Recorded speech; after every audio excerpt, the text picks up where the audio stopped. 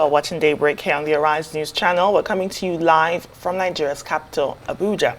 It's time for a review of what's making the headlines in the papers this morning with Arise News analyst Dr. Constance Ikoku. Good morning, Kechi. Good morning. Good morning, Adesua. Good morning. I hope you're doing wonderful this morning. Yeah, fantastic. Okay, to start today, look at the headlines with us is Dr. Austin Maho. He is a lecturer at the International Institute of Journalism in Abuja. Hello there and welcome to the program. We'll begin with this day newspaper. FAC disburses 1.41 trillion naira. October revenue as Federation account grosses 2.668 trillion naira. New FPCO targets 100,000 barrels per day output. Lokbobiri louds an MPC for driving oil growth. PDP governors meet Saturday ahead of 99th NEC meeting to decide Damagu's fate. Peter Obi, Nigeria can feed itself or can feed herself with massive investment in agriculture. ACF, Tinubu's policies insensitive. They've worsened Arewa people's poor conditions. According to the Arewa Consultative Forum, ACF, they insisted that the North's interest is best represented by Northerners. They said this in a communique following a meeting in Kaduna State. The group asked President Tinubu to review his policies while saying that the North is worse off given the president's policies so far. In 2027, it also says that the interests of the North will be served by Northerners. I mean, ICF said a lot of things, but it's also interesting that it doesn't link the previous government to what is happening today. It's much more than President Tinubu, right? It also has to do with the policies or the party, the All Progressive Congress Party, because they've been in power for 9 years. So it has been a successive degeneration of the economy and well-being in general. Dr. Maho, welcome. Yeah, thank you. Certainly it is. And I would say that that statement released by the ACF yesterday is self-serving and in bad taste, clearly in bad taste. And I underline, you know, as you were reading it, I chuckled when I got this statement. One of the writers to the story, we said that the interest of the North will be best served by the North. Mm-hmm. So that is why I said that statement is self-serving. To the extent that, look, we should learn to talk Nigeria, not region, not a class of people. That statement obviously is not really looking at the problem. Agree that, look, the twin policies of the current administration of fuel subsidy removal and devaluation of the naira is affecting everybody, not a particular section of the country or region. So when you expect elders, northern elders, to make a statement like this, it should be a statement that takes into consideration the feelings of Nigerians across board. But when you now make this kind of statement in order to denigrate the government of the day, which many of you who constitute that northern Arewa Consultative Forum have been in government before now, what did you do to alleviate the suffering, the poverty, the insecurity in the North? What were the statements you issued when Buhari was in power for 8 years? How were you able to bring him to check in order to be able to attend to the problems of the North? You guys kept quiet, and today you are talking. And you now put a political permutation into your, because to me that's the core of the entire statement, that the interest of the North will be best served by a Northerner. In other words, you are making projections into 2027, okay, which erodes to me the entire statement and what they were trying to achieve by it. I mean, they said a lot of things regarding leadership in that part of the country, responsibility, what governors, state governors should do. But as regard 2027, it did kind of leave it up, you know, open for conjecture when it said the interest of the North is best served by Northerners. So it wasn't certain whether I was advocating a shift of power to the northern part of the country in 2027, when we do know that there is a gentleman agreement that allows the movement or shifting of power from one region to the other, at least for 8 years in Kechi? Yes, I thought when the forum was asserting that the North's interest is best served by Northerners, it was sort of a jab when it comes to representation in this administration. And I agree with Dr. Maha. I don't even think I have much more to say on this. The challenges that ACF says the North is facing is what the whole country is facing. And now the question is, the North, with its vast political influence over all the decades, have they really truly maximized that potential? This just seems like an admission of internal shortcomings, if you ask me. That's why I agree with Dr. Maho. I think that statement maybe should have been focusing on governors in that region and what they can do better, rather than just saying, look, all the policies of this administration is not favoring the North, when Nigerians as a whole are feeling the consequences of whatever policies that the Tinubu administration are doling out. All right, The Guardian. Naira plunge stores FG state capital projects, spikes cost by 75%. Disco's actions threatening economic stability reps declare PDP backs Damagu as LP mobilizes youth for 2027 showdown. NNPC exporting 4.7 million barrels of new crude to US and Spain. FS differential revenue accounts for 21% of 2.67 trillion FAC revenue. Senate sacks CCT chairman Omar. Danladi Omar, chairman of the Code of Conduct Tribunal, was removed on grounds that he failed to maintain high moral standards and accountability and integrity. He has multiple allegations of corruption, misconduct, misappropriation of funds against him.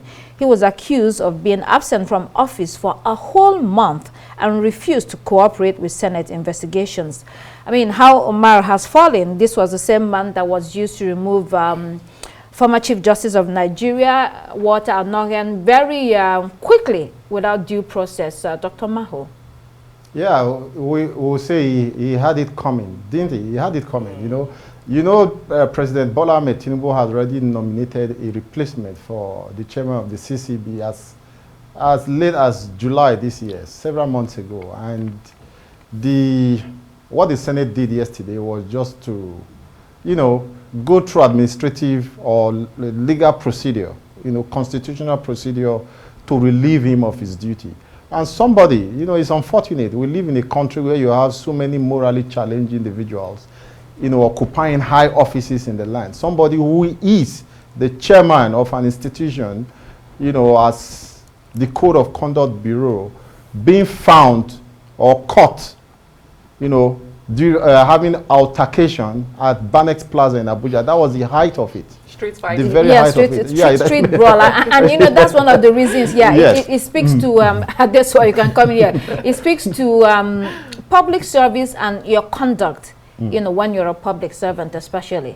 You said it all. I mean, how public officials conduct themselves when they're in that exalted position where they're supposed to live by standards and morals. But we see them falling short. Dr. Mao and I over the weekend had the newspaper review, and we talked about judges who falsified their age and have stayed in office for over 12 years. And then here we have a chairman of a board that is being investigated by practically all the anti-graft agencies in the country. The EFCC is investigating him. The ICPC is investigating him. The secret police, the DSS, is investigating him. He refuses to show up for interrogation. He leaves office for over a month without recourse to anybody, and then involved in street fighting. It's sad. And, I just want to quickly piggyback to what the ACF had said.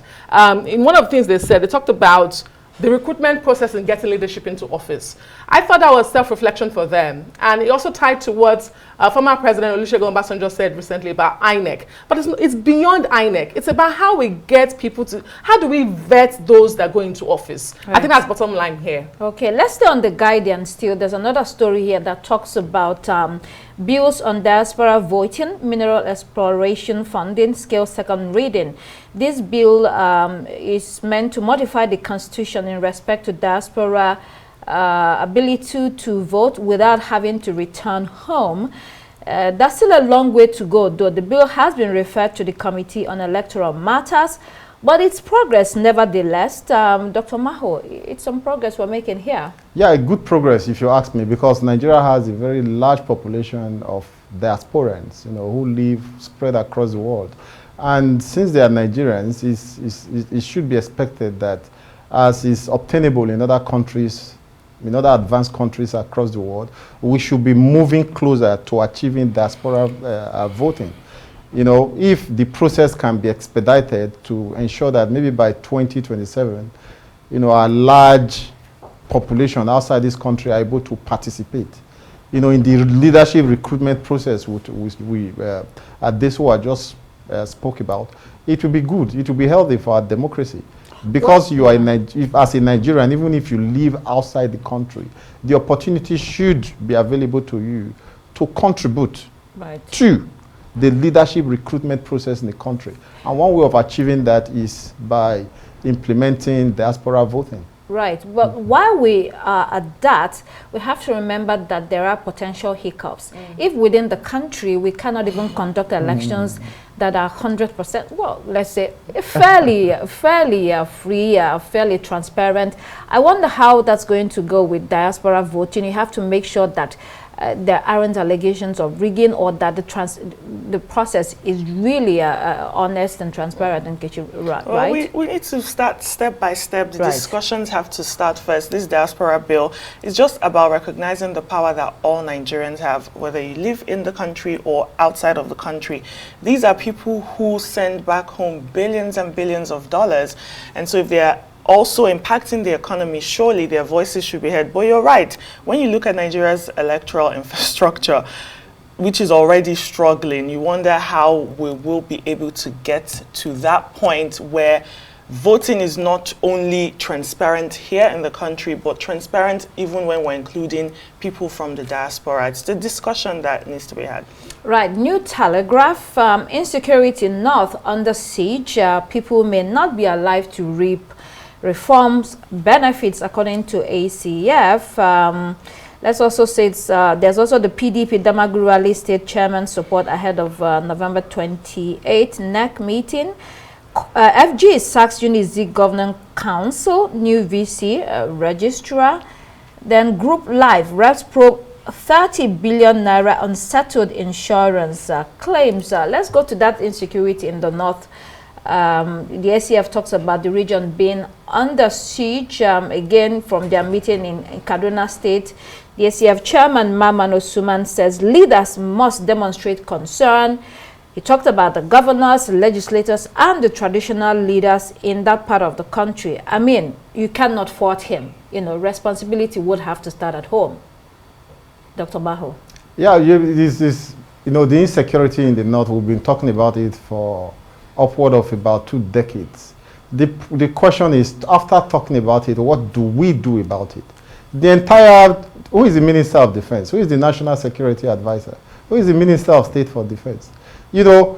Northerners hold key position in the security services in this country. And I think when they are making such statement, they should do some level of self-reflection and look at themselves. What have we done? What have the governors done? What have the senators done in order to bring about, improved security in their region? It's not just about, this idea of always looking at the center and hoping that the center will provide the solution to our national problem and the problems in the subnational. It's not going to work. What have they done? When you identify a problem, what are the measures, the recommendations you are giving to yourself and to the leaders within your immediate environment to tackle this problem? Okay, let's look at the Vanguard. It's still on insecurity. It talks about terrorists from Mali, Burkina Faso, in Northwest, in Niger State as well. This is according to the Senate. These terrorists, known as Lukarawa, have invaded Kebbi State, Sokoto, Kaduna, and other states. The Senate asked the military to set up early warning mechanisms and asked the federal government to stop the ongoing infiltration. Adesua, it seems like Nigeria is a haven for terrorists now. It starts small with this Lukarawa, and then eventually it blows out of proportion. And that's why we cannot continue to see ourselves as an island nation and just sit and fold our arms. But you have to ask questions about what has happened to the joint multinational task force between Nigeria and other countries. Because when government says, you know, we have to talk to the global community, this is one of the reasons. All of this crisis happening around the world does affect Nigeria, because then it percolates. It comes down to Nigeria. Our borders, as we know, are porous. The Minister of Interior recently talked about e-border solutions. We'll wait to see how that helps solutions. But the fact on ground is that our borders are porous. So whenever this crisis happens, it's almost as easy as getting in as getting out. And that affects our internal security. Yes, Arewa has been the new threat now. We've been hearing from the National Security Advisor, the National Assembly is wading in, but Nigerians just want to be able to be safe and ensure that, you know, these policies of government are not further exacerbated by insecurity, particularly in the north. Right. And you have to feel for the north. Yes, the fact is that the north over decades has been impoverished. The worst indices, economic, social, education, you find them in the north. This is exacerbated by the situation on ground. But again, who is responsible for that? What have we done in the situation? Dr. Mao is right. Okay. Most of the security agencies in Nigeria are headed by people from the north. The two ministers of defense are from the north. The National Security Advisor is from the north. The agriculture ministers are from the north. So no pressure at all for these people holding these offices. But it's time to look at this. It also comes at a time very quickly where northern leaders are talking about their region. So this is refreshing for me as a Nigerian. There's a saying that when you wake up, it's your morning. Okay. We hope that all these conversations really translate into action for the northern region. As President Bola Tinubu said yesterday at the Sir Ahmadu Bello Memorial Foundation, Nigeria cannot develop without regional development, including the north. Okay. Everybody has to be carried along. I think quickly, just to add to that, this is where long-term strategy comes in. We're seeing what the Senate is saying, their response, a minute silence for the dead, calling for early warnings, requests for damage assessments. I think one senator was then saying, please, we need to actually revisit our past resolutions on counterterrorism. This is just a reminder of that cycle of challenge that we have in Nigeria. We have so many recommendations on counterterrorism that are just catching dust in a file in an office. And this is what the senator was saying, look, we need to revisit that and actually implement it rather than just putting patches on the wound, really. All right. Yeah, Costa, before moving, if you allow me to just make one more statement here. Yeah. You know, when we look at times when we say our borders in the north are porous, I've always asked myself this question. Why don't we dig a trench? Why don't we build a wall? Donald Trump recognized that, look. Dr. Maho, build a wall. Build a wall across the border to, you know, to separate us. You spoke about, this was spoke about the multinational joint. All right. Do you know that we have to really move to the international headlines. Okay, let's look at Citizen newspaper. Cut interest rates now. Experts in South Africa say there's reason not to reduce, or there should be a reason to reduce the interest rates from 7.5% or from 8%. Economists are calling for a 50 basis points rate cut. According to them, the inflation dropped to 2.8% in October compared to 3.8% in September. So the argument is that they have to drop interest rates. I mean, they need to come to Nigeria. They have such a low interest rate, 2.8%. That is pretty low. We are low. We are in the 40s. Yeah. Daily Mail this morning, up to 12 British Storm Shadows fired into Russia. This is the first time UK weapons is used on Russian territory since 1919 Bolshevik clashes. And these were personally approved by Sir Keir Starmer. That's major, that's significant. Financial Times fought to cut 4,000 European jobs after EV sales slow and China's exports rise. The company is facing competition from China and slowing demand for electric vehicles. And then let's look at Daily Mirror. One Direction stars send off farewell to Liam Payne, who died in controversial circumstances while away in Argentina, has been laid to rest. An outpour of grief, especially given the way that he passed. He fell from a hotel balcony that was 45 feet high. Tragic. He was aged 31. I'm afraid we've run out of time. That's all that we can take for the paper review this morning. Thank you so much, Dr. Constance Ikuku, and also our guest commentator this morning, Dr. Austin Maho. Thank you both so much for joining us early this morning. That's all the time we have for you here on Daybreak. Up next, it's the morning show. I am Kechi Nana. Thanks for being here. Let's do this again tomorrow. I am Adesua Omorwan. Good morning.